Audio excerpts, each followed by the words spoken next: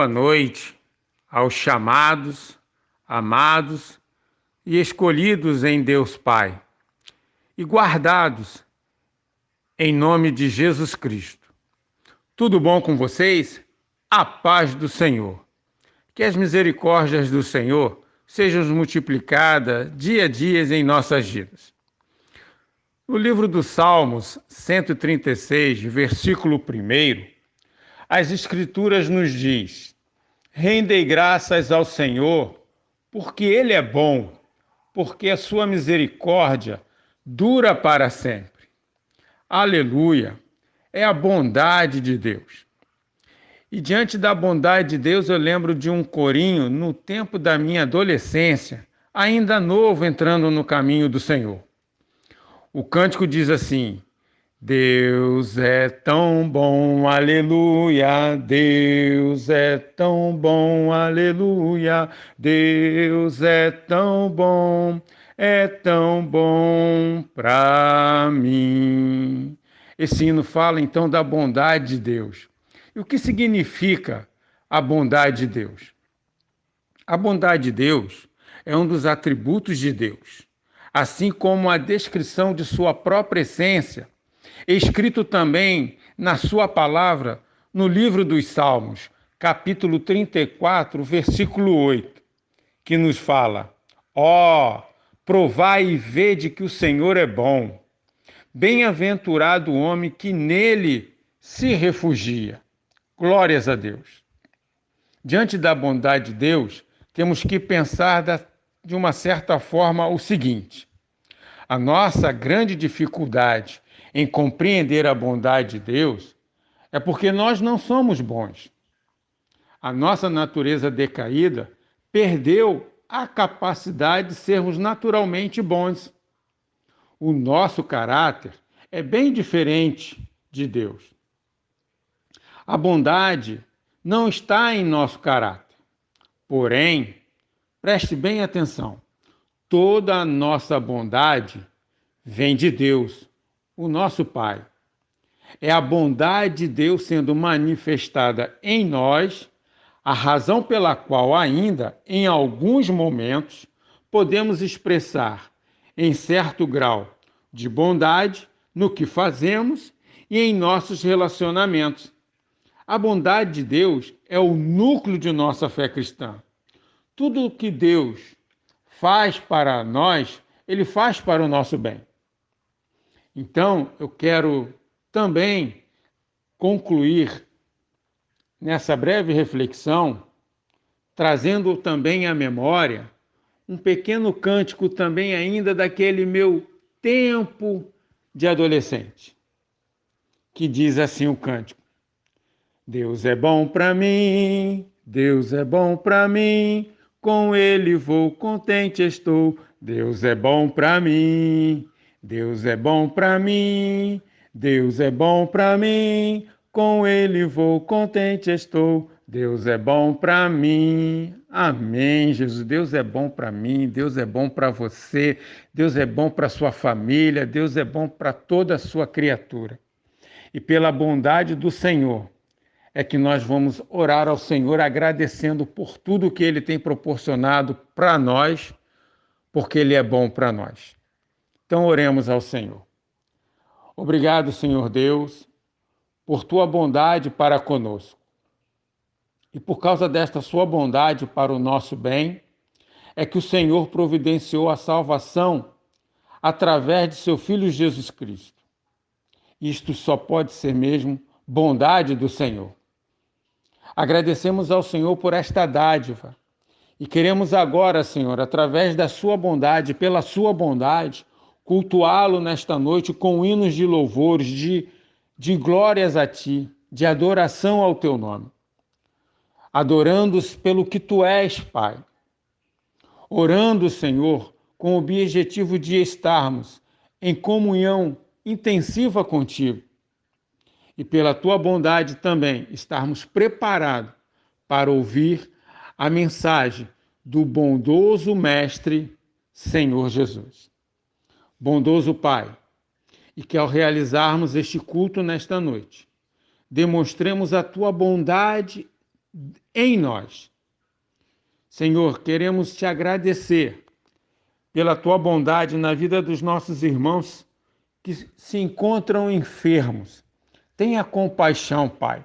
Recupere a sua saúde. Recupera-nos, ó Pai. Recupere, Senhor, ó Deus, a saúde de todos, tanto físico quanto espiritualmente.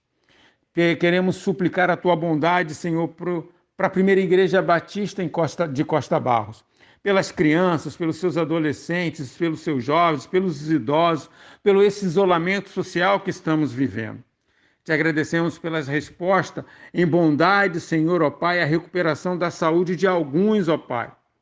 Te pedimos ainda, Senhor, que o Senhor seja bondoso para alguns que ainda estão enfrentando certas dificuldades, problemas no seu dia a dia. Te pedimos, meu Pai, por cada família, pela comunidade de Costa Barros. Queremos invocar o teu nome pela tua bondade por aqueles nossos irmãos que estão com seus parentes ainda em estado de saúde, Senhor, ó Pai, ainda, Senhor, ó Deus, bem precários, bem difíceis. Te invocamos, meu Pai, pela tua bondade, que tu venha continuar agindo na humanidade, nessa criatura tua, Senhor, ó Pai, espalhada na face da terra, diante dessa pandemia, Senhor, que tem levado vidas e tem tomado vidas, ó Pai. Pela tua bondade te suplicamos, meu Pai, para aquelas famílias que tanto na pandemia quanto fora da pandemia, têm estado enlutadas, meu Pai.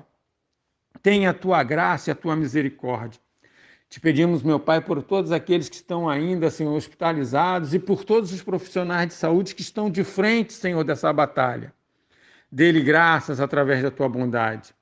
E pela tua bondade, queremos te agradecer e continuar, Senhor, te suplicando por esse momento que estamos em sucessão pastoral. Te suplicamos, meu Pai, pela bondade, ó Pai, das bênçãos que sejam depositadas pela tua igreja, sobre a tua igreja. E também queremos, ó Pai, te agradecer pela tua bondade de estarmos, ó Pai, sendo alimentados, sermos orientados, Senhor, ó Pai, através da tua palavra, vinda, Senhor, através do teu servo, o pastor Leandro. Continue abençoando, Senhor, o teu servo, a sua família, esposa e filhos. Seja, Senhor, com esse momento, com esta fase da nossa sucessão pastoral. E que, Senhor, ó Pai, que a tua bondade esteja repousando sobre tudo e sobre todos nós, pela tua graça e infinita misericórdia, pela tua bondade, ó bondoso Pai, que nós te suplicamos hoje para todo sempre. Amém e amém. Rendei graças ao Senhor, porque Ele é bom e a sua misericórdia dura para sempre. Vamos exaltar o nome do Senhor. Esteja cultuando, mas pensando na bondade do Senhor na sua vida. Amém, irmão?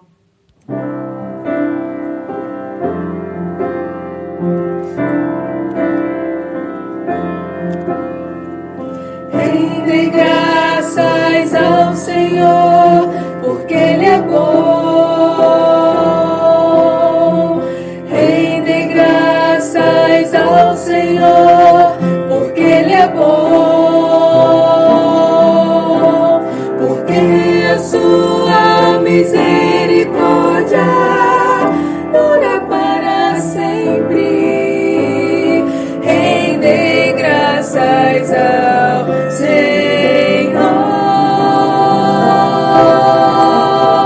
porque a sua misericórdia dura para sempre.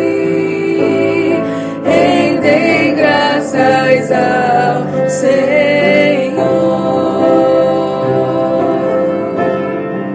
Rendei graças ao Deus dos deuses, porque Ele é bom. Rendei graças ao Deus dos deuses, porque Ele é bom. Porque a sua misericórdia dura para sempre. Rendei graças ao Senhor, porque a sua misericórdia dura para sempre.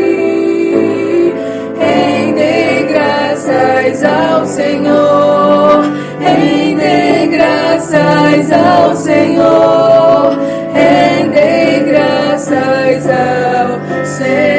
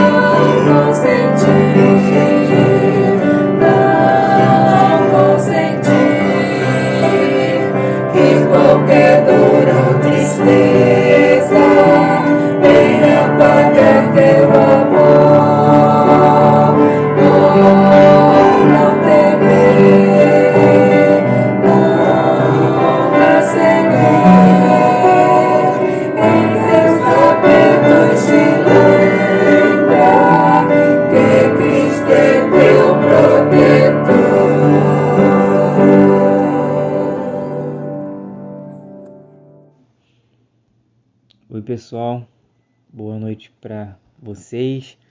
Estamos aqui juntos em mais uma quarta-feira, para tratar de alguns assuntos da atualidade. Lembrando sempre que o nosso propósito aqui, com essa série de estudos é para que nós, como cristãos, nós estejamos prontos para termos um posicionamento diante daquilo que está acontecendo na nossa sociedade, que está acontecendo no mundo ao nosso redor, para que a gente possa saber, como seguidores de Jesus, como discípulos de Jesus, a gente está pronto para reagir de uma forma totalmente baseada na palavra de Deus, baseado naquilo que Deus quer comunicar com a gente através das suas escrituras, que com certeza agindo dessa forma nós vamos estar reagindo da melhor forma possível, Então, hoje a gente vai estar trabalhando mais um tópico, sem exceção, o tópico que a gente vai trabalhar hoje é algo que todos nós estamos vivendo, e o tema de hoje é o isolamento social, que fala que nós estamos distantes, uns dos outros, O propósito, a razão de se implantar um isolamento social nessa questão de pandemia é por uma boa razão, É porque o isolamento, a gente se afasta das pessoas e isso impede com que o vírus se propague, se prolifere, que mais pessoas sejam contagiadas.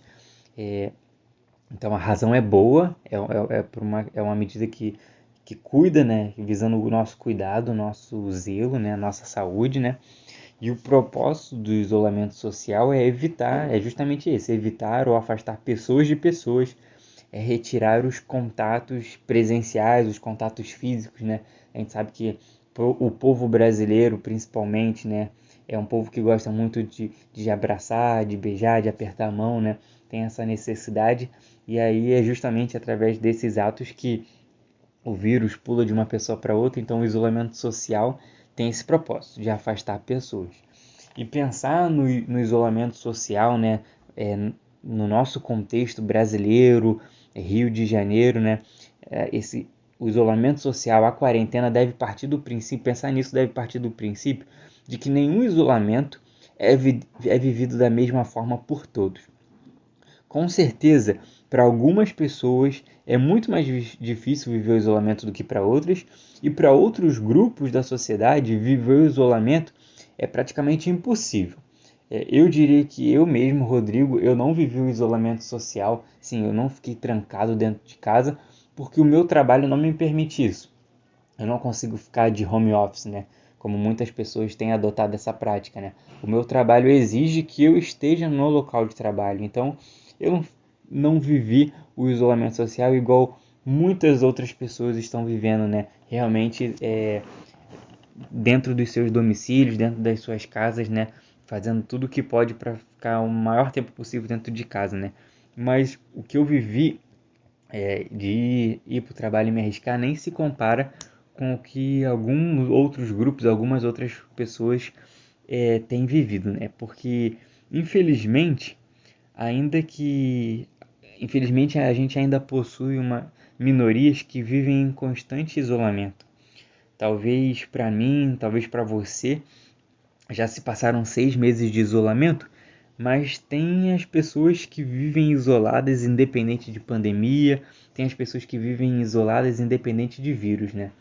E para citar alguns grupos, né, que a gente possa estar trazendo na nossa memória, esses que vivem em constante isolamento, a gente pode falar dos idosos que vivem em casas de repouso, em asilos, que são pessoas que estão isoladas, né, dentro de um terreno, né, dentro de uma estrutura, né, e elas não têm muito contato, né, com o mundo externo, né.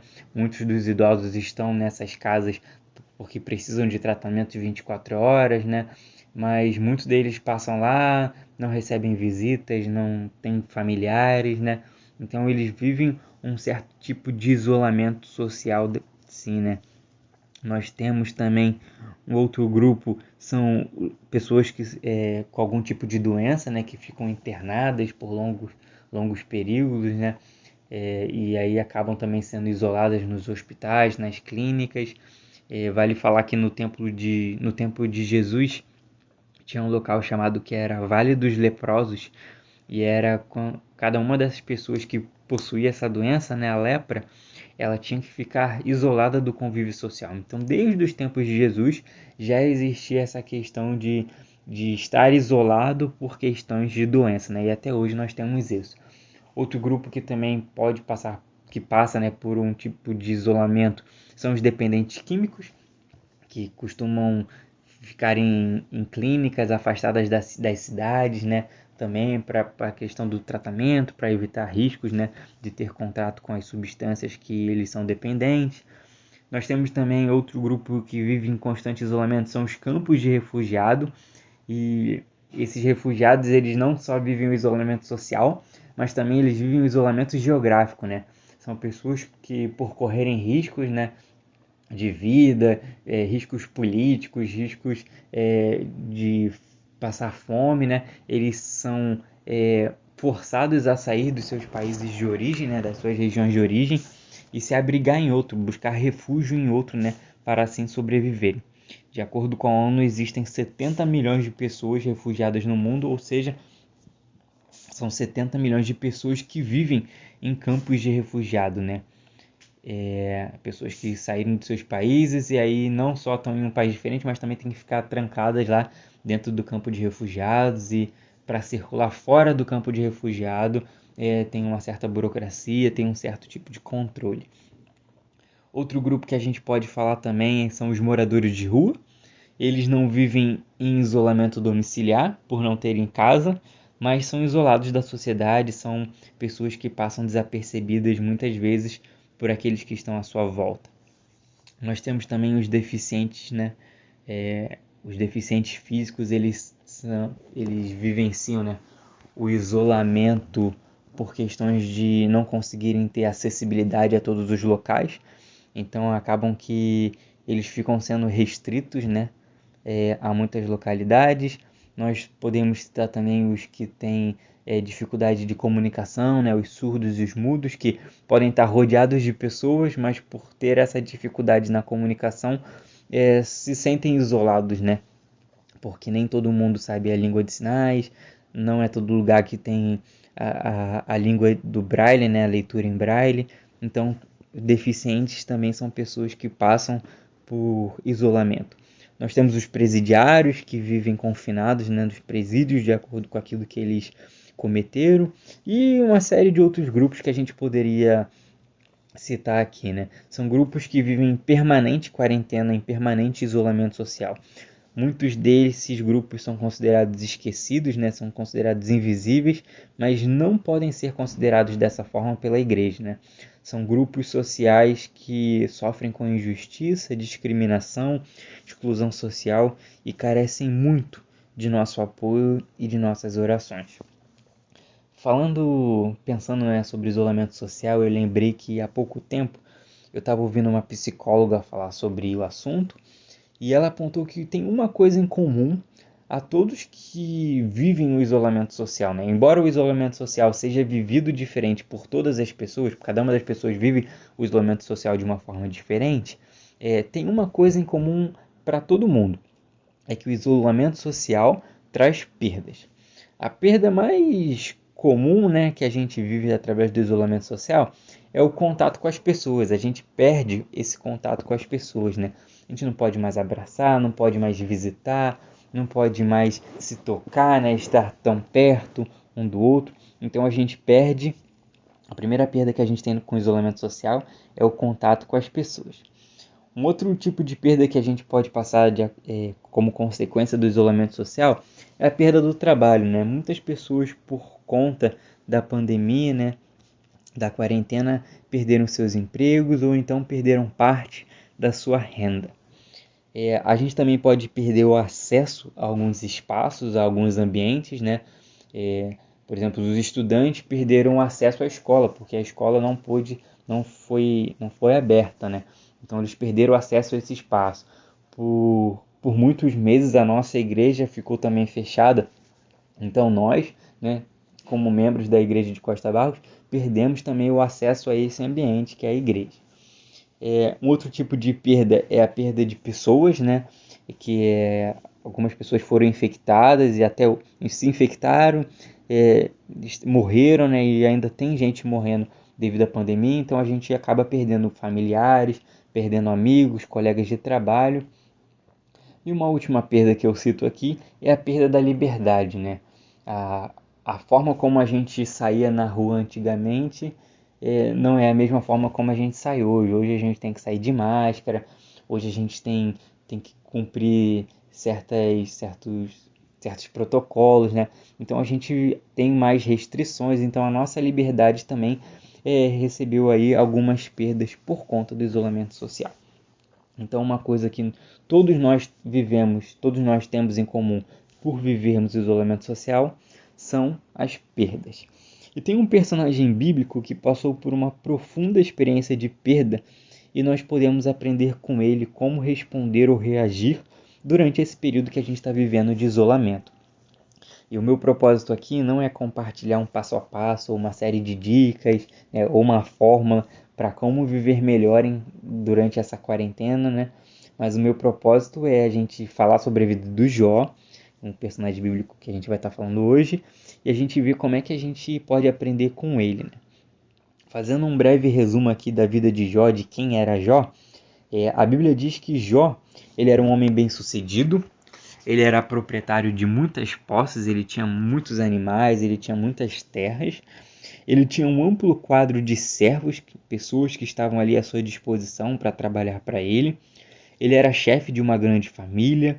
Jó era considerado o homem mais rico do Oriente. era um cidadão influente, respeitado por todos em sua cidade. E Jó é descrito por Deus como um homem íntegro e reto, que teme a Deus e se desvia do mal.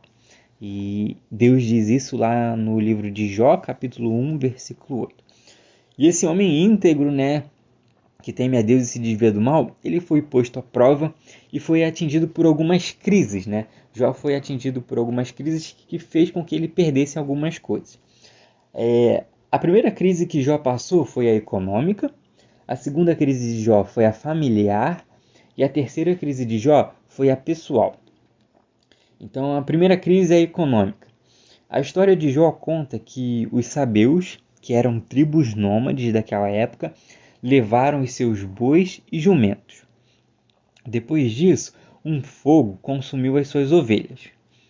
Depois disso, os caldeus, que eram um outro grupo daquela época, roubaram os camelos, e em cada um desses 3 pontos, os funcionários de Jó, os empregados de Jó também foram mortos. Então, quando vieram roubar os bois e os jumentos, também mataram os servos de Jó. Quando um fogo consumiu as ovelhas, mataram também os servos de Jó. E quando os caldeus roubaram os camelos, mataram os servos de Jó. Então Jó, de uma maneira repentina, ele perdeu todos os seus bens, ele perdeu as suas posses, os seus empreendimentos, ele perdeu todo o seu dinheiro, porque naquela época a tradição era de que através dos animais, era com os animais que as pessoas, os indivíduos conseguiam fazer os seus negócios e contabilizavam as suas economias. Então Jó perdeu o seu dinheiro. Então ele se viu nessa crise econômica de uma forma inesperada, né? Ele viu as suas economias indo embora, o seu dinheiro indo embora e também os seus empregados.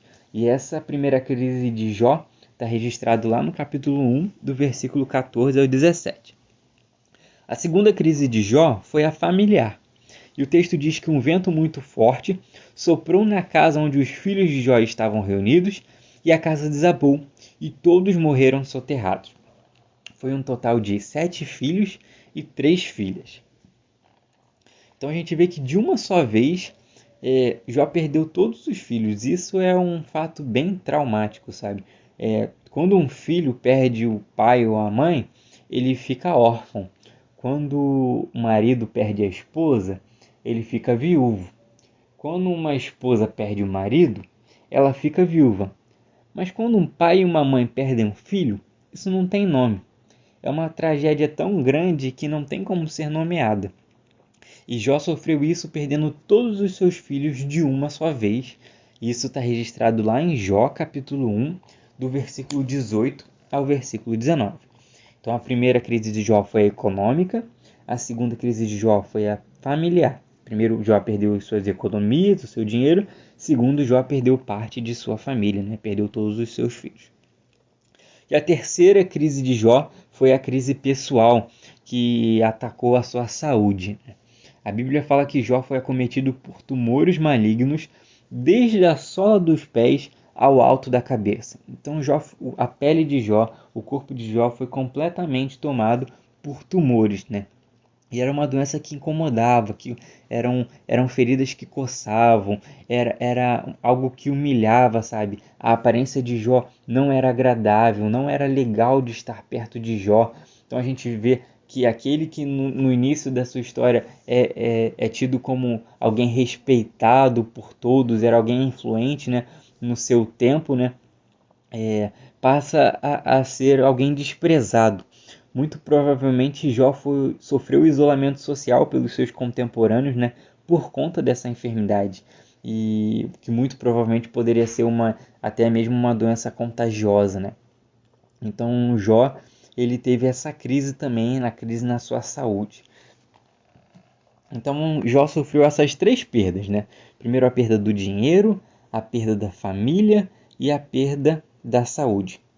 Então a gente vê que Jó sofreu perdas. E qual foi a reação de Jó? Quais lições a gente pode tirar da história de Jó para as nossas vidas hoje? O que a gente pode aprender com ele? Como lidar com as perdas? Primeira coisa que eu destaco aqui sobre a reação de Jó e que a gente deve fazer é adorar a Deus. No capítulo 1, versículo 20, diz assim: Então Jó se levantou e rasgou seu manto. Depois raspou a cabeça, prostrou-se com o rosto no chão em adoração. Parece meio louco o versículo terminar com a palavra em adoração. Para mim, eu acho que faria muito mais sentido se o versículo fosse: Então Jó se levantou e rasgou seu manto, depois raspou a cabeça, prostrou-se com o rosto no chão e chorou. Prostrou-se com o rosto no chão de raiva. Prostrou-se com o rosto no chão e lamentou, né? Mas não foi assim. O texto diz que Jó prostrou-se com o rosto no chão em adoração. Mesmo depois de ter perdido tantas coisas, ele vai e decide adorar a Deus. E ele faz isso porque Jó não permitiu que aquilo que estava à sua volta apagasse quem era Deus. Mesmo sofrendo muitas perdas, ele continuava crendo que Deus era digno de louvor e adoração. E no versículo 22 ele segue e diz assim o texto: E disse: Saí nu do ventre de minha mãe e estarei nu quando partir. O Senhor me deu o que eu tinha e o Senhor o tomou. Louvado seja o nome do Senhor. Então Jó expressa que o nosso Deus é um Deus que dá e é um Deus que toma. E ele vê que as coisas vêm e as coisas vão. E o que Jó faz mediante esse intercâmbio de coisas vindas e coisas indas? Ele vê que ele tem que, com gratidão, louvar a Deus por nos permitir experimentar essas idas e vindas. Então, a primeira coisa que a gente vê Jó agindo em meio às perdas é adorar a Deus. Segunda coisa que eu vejo aqui também como uma atitude de Jó é que ele reconhece o mundo em que ele vive. No capítulo 2, versículo 10, Jó diz assim: Temos recebido de Deus o bem, porque não receberíamos o mal. O mundo de Deus que é bom sofre influências do pecado que é mal. E então a gente está num mundo que foi criado por Deus, Deus que é bom, e o Deus que ao final de criar todas as coisas disse que tudo era bom, que tudo era muito bom, né? Mas esse mundo que Deus considerou bom foi invadido pelo pecado que é mal. Então a gente está nesse mundo que sofre influências do Deus que é bom, mas também a gente está nesse mundo que sofre influências do pecado que é mal. E Jó conseguiu reconhecer que ele vivia nesse mundo. Então sim, ele poderia receber de Deus o bem, mas também poderia acabar recebendo o mal. Durante a crise financeira de Jó, ele viu a maldade dos homens que o roubaram. Jó, que era justo, sentiu a injustiça de ser explorado enquanto outros se aproveitavam dele. Durante a sua doença, Jó compreendeu a fragilidade ou a vulnerabilidade humana, seja na área emocional ou na área física. E mesmo recebendo o mal, ele faz uma declaração que demonstra a superação das crises. E está lá no capítulo 19 do livro de Jó, versículo 25, e diz assim: Quanto a mim, sei que meu Redentor vive, e que um dia, por fim, ele se levantará sobre a terra. Aqui a gente vê que a esperança de Jó era que o Redentor dele estava vivo. Mesmo vivendo num mundo com influências do bem e influências do mal, podendo receber o bem e podendo receber o mal, a esperança de Jó era saber que o Redentor dele estava vivo.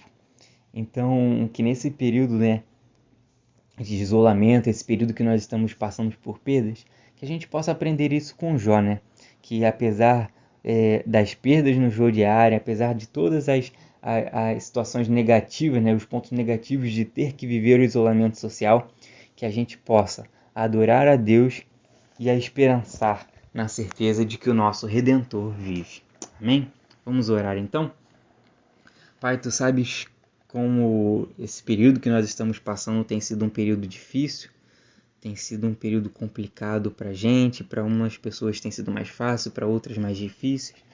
Mas, ó Deus, que o Senhor possa estar nos ajudando a enfrentar esse momento. Tu sabe aqueles, ó Deus, que são mais sensíveis ao contato com as pessoas, e que o Teu Consolador, Pai, o Teu Espírito Santo possa estar visitando esses, e possa estar, Deus, abençoando, cuidando, guardando, sabe? possa, Senhor, estar aliviando esse momento de tristeza, esse momento que é tão difícil, que pessoas carecem tanto de um abraço, de um beijo, sabe? Que essas pessoas possam estar contigo para enfrentar esse momento. Nós lembramos também, ó Deus, aproveitamos nessa oração para lembrar de todos aqueles que vivem em constante isolamento, sabe? Os deficientes, os refugiados, os idosos que estão em casas de asilos, os dependentes químicos, ó Pai, nas clínicas, sabe? Que todos esses, ó Pai, possam estar sendo visitados por Ti, ó Deus. Sabe, que eles não possam ser esquecidos, que eles não possam ser invisíveis para a gente, ó Deus, mas que a gente possa estar sempre se lembrando deles também, ó Pai. Que o Senhor traga eles à nossa memória, para que a gente possa também estar se lembrando desses nossos irmãos, dessas pessoas que são nossos próximos, ó Deus. Que o Senhor abrevie esse nosso momento de quarentena. A gente ora, Deus, para que a vacina possa sair logo, que possa ser disponibilizada para a gente, sabe, para todas as pessoas, que as grandes companhias farmacêuticas, ó Deus, possam agir com bondade, ó Deus, sabe, que eles não visem o lucro, que eles não visem apenas o dinheiro e tirar vantagem dos outros, mas que eles possam focar em beneficiar as pessoas, sabe? Principalmente, ó Deus, os pobres, as minorias, aqueles que têm mais dificuldade, aqueles que são mais vulneráveis, ó Pai. Que a vacina possa alcançar todos, ó Pai. E que esse seja o meio, ó Deus, de o Senhor restabelecer, o Senhor desfazer o isolamento social, né? Que possa ser através da vacina. Que através disso a gente possa voltar a viver um novo normal, mas sobretudo que a gente possa, em todas as circunstâncias, te adorar e te louvar, porque o Senhor é digno, Deus, de toda a glória e de toda a honra, e que a gente possa reconhecer que, embora a gente viva num mundo sofrendo influências do bem e do mal, o Senhor não nos abandona e o nosso Redentor vive e um dia Ele vai voltar, Pai. Então é isso que a gente te ora, em nome de Jesus. Amém.